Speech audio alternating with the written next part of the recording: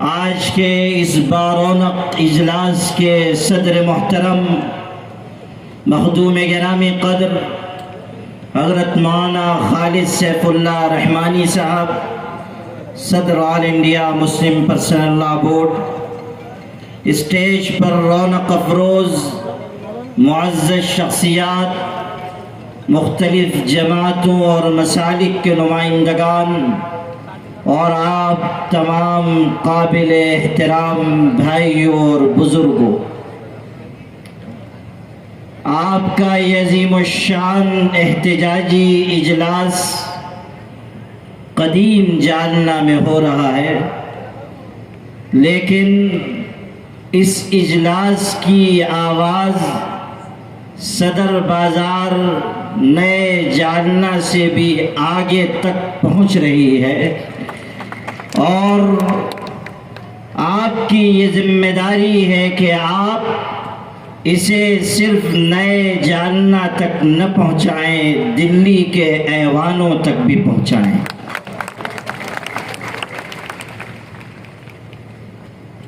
آپ کا عزم، آپ کی ہمت، آپ کا جذبہ، آپ کا جوش، آپ کا ہوش، آپ کا عزم اور عزیمت آپ کے روشن مستقبل کی ضمانت ہے۔ ہمیشہ یاد رکھیے، جو لوگ ڈرتے ہیں انہیں ڈرایا جاتا ہے، جو ڈرانا شروع کرتے ہیں انہیں ڈرانا چھوڑ دیا جاتا ہے۔ اور اس حقیقت کو بھی ہمیشہ یاد رکھیے کہ وہ لوگ ڈرا کرتے ہیں جو ایمان و یقین کی روشنی سے محروم ہیں، جن کا اللہ کی ذات پر لازوال یقین ہے، اور جو اس حقیقت کو جانتے ہیں کہ جو رات قبر میں آنی ہے وہ دنیا میں کبھی نہیں آ سکتی۔ وہ نہ طاقتوں سے ڈرتے ہیں نہ حکومتوں سے دبتے ہیں۔ اس لیے ایک جذبے کے ساتھ اور اس احساس کے ساتھ کہ سرفروشی کی تمنا اب ہمارے دل میں ہے، دیکھنا ہے زور کتنا بازوئے قاتل میں ہے، اس جذبے کے ساتھ آگے بڑھیے۔ اور اس لیے آگے بڑھنا نہیں ہے کہ ہم کوئی بدامنی چاہتے ہیں یا ملک کا ماحول خراب کرنا چاہتے ہیں۔ ہم امن و امان کے علم بردار ہیں، ہم اسلام کے ماننے والے اور ایمان کی راہ پر چلنے والے ہیں۔ اسلام سلامتی سکھاتا ہے اور ایمان امن و امان کی تعلیم دیتا ہے۔ آپ کا آگے بڑھنا صرف اس لیے ہے کہ آپ کو اپنا حق لینا ہے اور وقف جائیدادوں کو بچانا ہے، اور کان کھول کر سن لیا جائے کہ اگر حق کے لیے آواز اٹھانا جرم ہے تو ہم ایک بار نہیں 1000 بار یہ جرم کرنے کے لیے تیار ہیں۔ ہمارے قائد آگے بڑھو، ہم تمہارے ساتھ ہیں۔ ہمارے قائد آگے بڑھو، ہم تمہارے ساتھ ہیں۔ واپس لو، واپس لو، کالا قانون واپس لو، واپس لو، واپس لو، کالا قانون واپس لو۔ ابھی یہاں ہمارے محترم قاسم رسول الیاس صاحب نے بھی حوالہ دیا، اور اس سے پہلے ہمارے ایک غیر مسلم بھائی نے بھی کہا کہ کسانوں نے قانون کی واپسی کے لیے 2 سال تک دلی میں دھرنا دیا، قربانی دی۔ آپ اس حقیقت کو سمجھیے کہ ان کا مسئلہ روزی روٹی کا تھا، معاش کا تھا، روپے پیسے کا تھا، خوراک کا تھا، غذا کا تھا۔ اس کے لیے انہوں نے قربانی دی۔ ہمارا معاملہ تو دین کا ہے، ایمان کا ہے، مذہب کا ہے، مسجدوں اور مدرسوں کی حفاظت کا ہے۔ اور یہ بھی نہ بھولیے کہ ہمارے کسان بھائیوں کے ہاں تو اعتکاف ہے نہیں، ہمارے ہاں تو اعتکاف کا بھی حکم ہے۔ تو اگر ہم لوگ آ گئے تو پھر ہماری واپسی ہی نہیں ہوگی، ہم وہیں قیام کر لیں گے۔ اس لیے آپ جب تک ہم لوگ اجلاس سے اپیل کر رہے ہیں، اسی کو مان کے آپ لوگ ہماری راہ بھی کھول دیجئے، آپ بھی اطمینان سے رہیے۔ ورنہ اگر آپ نے اصرار کیا تو پھر ہم لوگ بھی ایسی راہوں پر جا سکتے ہیں کہ جو قربانی کی راہ ہے، اور یہ جو بعض لوگ ہمارے کہہ رہے ہیں، زبانوں پر بھی باتیں آ جاتی ہیں، سوشل میڈیا پر بھی لوگ لکھ دیتے ہیں کہ ملی جماعتیں اور مسلم پرسنل لا بورڈ اور فنا ہمت اور حوصلے کے فیصلے نہیں کر رہے ہیں، بزدلی کے فیصلے کر رہے ہیں۔ یاد رکھیے، یہ فیصلے بزدلی کے نہیں ہیں، حکمت عملی کے ہیں۔ جب وقت آئے گا تو آپ دیکھیں گے کہ حکمت عملی سے آگے بڑھ کر جرأت اقدام کس کو کہتے ہیں۔ واپس لو، واپس لو، واپس لو، واپس لو۔ آل انڈیا مسلم پرسنل لا بورڈ کی تاریخ بزدلوں کی تاریخ نہیں ہے۔ ہمارے باپ دادا نے خوف سے پرے ہو کر، ہمارے علماء نے خوف سے بے نیاز ہو کر ہمیشہ دین و شریعت کے لیے قربانیاں پیش کی ہیں۔ ہم بھی انہی کے نام لیوا ہیں، اور آپ کو یاد دلانا چاہتا ہوں کہ محرم الحرام شروع ہو چکا ہے، اور یہ مہینہ قربانیوں کی بھی یاد دلاتا ہے، اور اس عظیمت کی بھی یاد دلاتا ہے کہ سر کٹایا جا سکتا ہے مگر سر جھکایا نہیں جا سکتا ہے۔ مرد حق باطل سے ہرگز خوف کھا سکتا نہیں، سر کٹا سکتا ہے لیکن سر جھکا سکتا نہیں۔ یاد رکھیے، ہم ان کی اولاد نہیں ہیں جو انگریزوں کے جیل کے ڈر سے معافی نامے داخل کیا کرتے تھے۔ ہم ان کی اولاد ہیں جو تختہ دار کو چوم کر مسکراتے ہوئے جان دیتے تھے اور دنیا کو بتاتے تھے کہ مر جانا دوسروں کے لیے مصیبت ہے، ہمارے لیے مر جانا شہادت ہے، اور شہادت ہے مطلوب و مقصود مومن، نہ مال غنیمت نہ کشور کشائی۔ یہ غازی، یہ تیرے پراسرار بندے جنہیں تو نے بخشا ہے ذوق خدائی، دو نیم ان کی ٹھوکر سے صحرا و دریا، پہاڑ ان کی ہیبت سے سمٹ کر ہرائی۔ ہم ان کی اولاد ہیں، ان کی راہ پر چلنے والے ہیں، اور یاد رکھیے گا کہ اگلے مرحلے میں آل انڈیا مسلم پرسنل لا بورڈ کوئی بڑا فیصلہ کر سکتا ہے۔ ہمارے صدر محترم یہاں موجود ہیں جنہوں نے عزم و عزیمت سے لبریز یہ بات کہی تھی کہ آج علماء اور سجادگان صدری اور شیروانی پہن کر آئے ہیں، لیکن کل وقت پڑا تو صدری اور شیروانی کی جگہ کفن اوڑھ کر آئیں گے۔ نعرہ تکبیر، نعرہ تکبیر، واپس لو، واپس لو، واپس لو، واپس لو۔ آپ دیکھتے ہیں کہ کہیں کوئی تنازع ہوتا ہے، وہ لوگ کہتے ہیں غصے میں کہ یہ جگہ نہ تیرے باپ کی ہے نہ میرے باپ کی ہے، یہ جائیداد نہ تیرے باپ کی ہے نہ میرے باپ کی ہے۔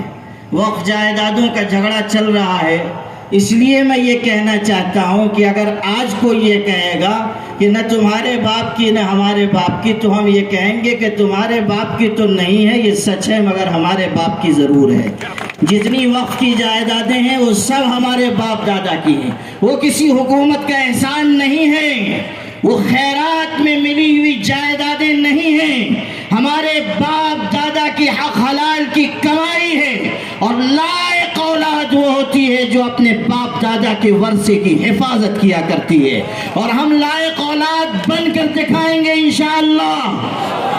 اور آل انڈیا مسلم پرسنل لا بورڈ کی آواز پر ہم لبیک کہتے ہوئے آگے بڑھیں گے، جوش کے ساتھ بھی، ہوش کے ساتھ بھی، جذبات کے ساتھ بھی، عقل اور دانائی کے ساتھ بھی۔ یاد رکھیے، صرف جذباتیت آپ کو نقصان پہنچائے گی، اور حکمت کے نام پر بزدلی آپ کی پیشانی پر کلنک لگائے گی۔ ہمارے قائد آگے بڑھو، نہ بزدل بنیے اور نہ اپنے آپ کو کم ہمت بنائیے، اور نہ جذباتیت کے راستے پر جائیے، بلکہ اپنی قیادت کے احکامات کی تعمیل کرتے ہوئے آگے بڑھیے۔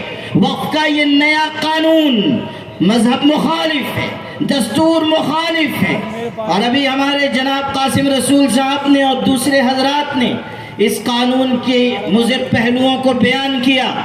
ایک بات رہ گئی، وہ عرض کرنا چاہتا ہوں، اور وہ یہ ہے کہ صرف پرانی وقف جائیدادیں خطرے میں نہیں آئیں گی، اس نئے وقف کے قانون کی وجہ سے نئی وقف جائیدادیں قائم کرنا بھی مشکل ہو جائے گا۔ اس قانون میں یہ لکھا ہوا ہے کہ وقف کرنے والے کے لیے 5 سال کا پریکٹسنگ مسلمان ہونا ضروری ہے، 5 سال کا باعمل مسلمان ہونا۔ کوئی ڈیفینیشن نہیں ہے، کوئی تعریف نہیں ہے کہ باعمل مسلمان کس کو کہتے ہیں، اور فیصلہ کون کرے گا باعمل مسلمان ہونے کا؟ حضرت کلکٹر دامت برکاتہم فیصلہ فرمائیں گے کہ یہ باعمل مسلمان ہے یا نہیں۔ وہ کیسے کریں گے میں نہیں جان رہا، وہ بیچارے CCTV فوٹیج لگائیں گے کہ یہ 5 وقت کی نماز پڑھتا ہے کہ نہیں، یا رمضان میں CID پیچھے لگائیں گے کہ دیکھو یہ روزہ رکھتا ہے یا نہیں، داڑھی ہے تو مسلمان، نہیں ہے تو نہیں مسلمان۔